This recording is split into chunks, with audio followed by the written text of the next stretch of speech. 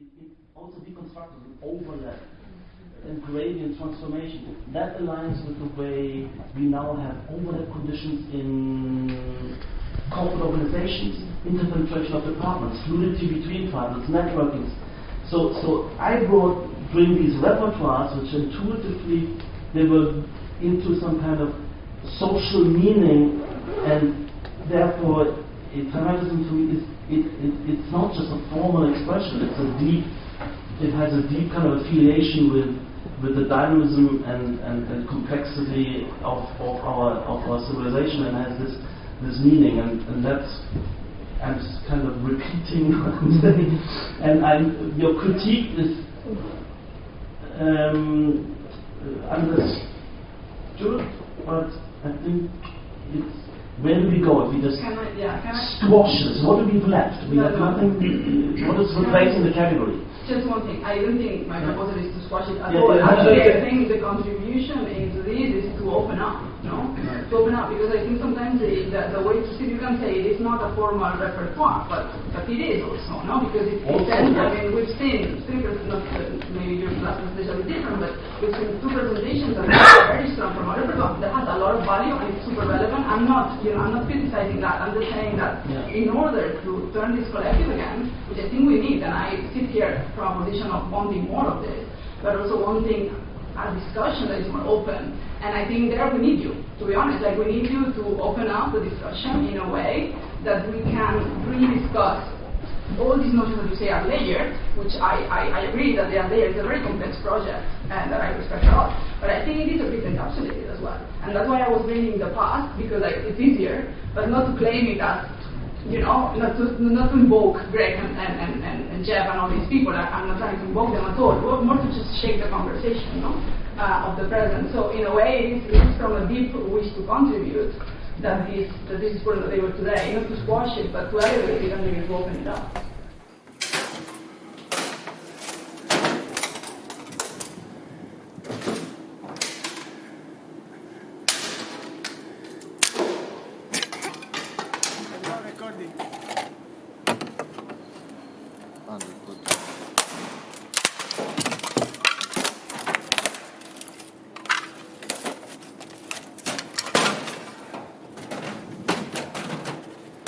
Second person will be Stewart.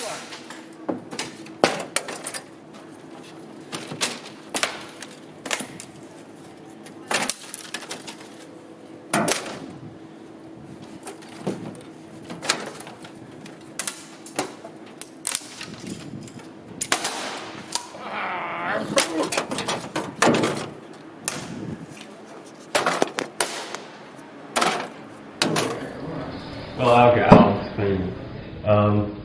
So I found this last week at Intermediate 3 jury, and I think this is very pretty. It looks like flower, and it has like this warm color and make you feel kind of good just looking at it. But what I've learned is it's also functional. Like in Intermediate 3, they're doing project of how to use the flood in the Philippines into something beneficial for a human. And she created like this is like a water tank that you can get from water from a flood, and then it goes through this tube and maybe filtered, then it comes through this hose and then distributed to each fruit or flower. Then people can just grab this and take it home, and they can use it for their everyday use. That's the idea she told me, and I think there's a very nice balance of beauty and functionality here. And also I'm very interested in biomimicry. like try to extract the essence of what the nature is. Well, not exactly copying it, but making something functional artificially. But this idea coming from nature is very fascinating, I think. Yeah. But yeah, that's overall. And yeah, I want to discuss how people think about nature itself and like biomimicry, the imitation of nature and the human created. Yeah, that's what I'm referring to. Yeah. A very simple question. What scale is the model? I have a scale bar there, but I don't know if it's really. So this is it's like a pavilion. So a person should be able to eat one of the fruits. Is a person this big? Yes. Okay. Because people can grab this. Yeah, the idea is people can just grab them and take it. So it's like a fruit you pick. Yeah. You can't. Take a whole. Some of them are too high up, aren't they? Yeah, some might be. No, I'm just wondering if Hey, it's filled with water or once they're something. heavy. How many liters of water are in each of the bags?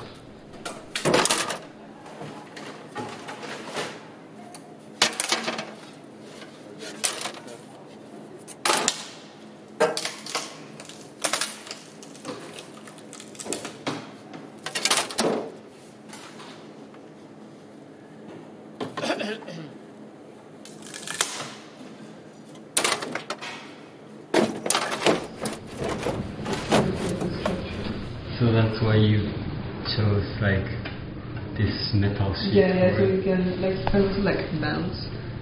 Like yeah. It's a base. I don't know. I can't offer anything better, but that if it should be free somehow. Yeah, I almost imagine it inside of the wave, like a typhoon hitting it from the back, and then the design Is being that deliberate? particularly flexible so it could absorb it. I actually haven't really noticed that. It's like a wave. Yeah. It's absorbing and moving with, as opposed to building that Or like normal concrete pier and the structure. Thinking about mangrove trees, the Mm. roots break the waves. Maybe there's some inspiration there for a next step. Are there mangroves in the Philippines? Oh, there you go. Actually, people told us stories like when the typhoon came, like how people literally hold to the mangrove, like because houses were blown away, so people literally like hold to the mangrove.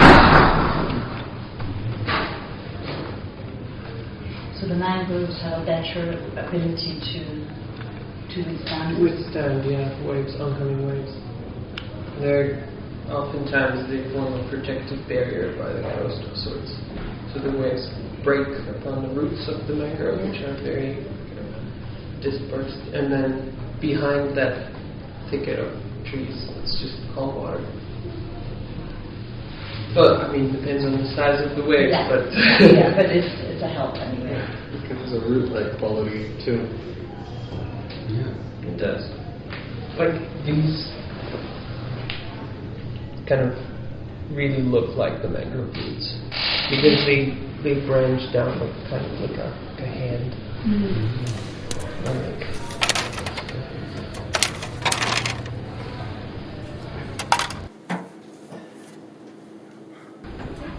going back to this word solid, sure. Yeah. It seems to me that at some level, when one builds a building, let alone architecture, you are definitely saying should. And that means force. I mean, walls are indispensable.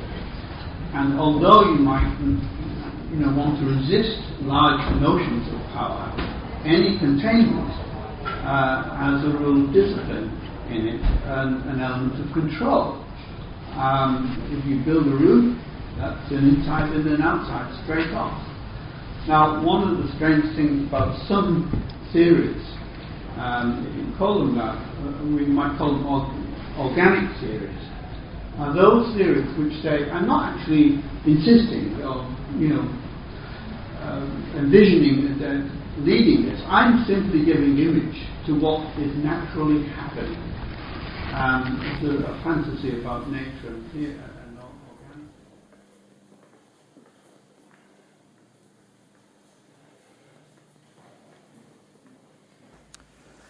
Good morning, Leszek A Maintenance, reporting from Poland. So, as you know, this is my third week here in southeastern flank of European Union, and I guess the question on everybody's mind is, can Leszek survive here full time? Well, answer is simple. Ask me again next year.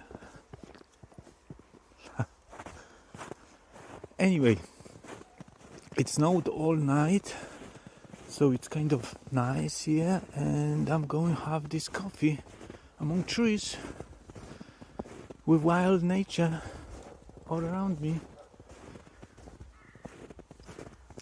So, this is my just simple update, so you know that I'm alive and well and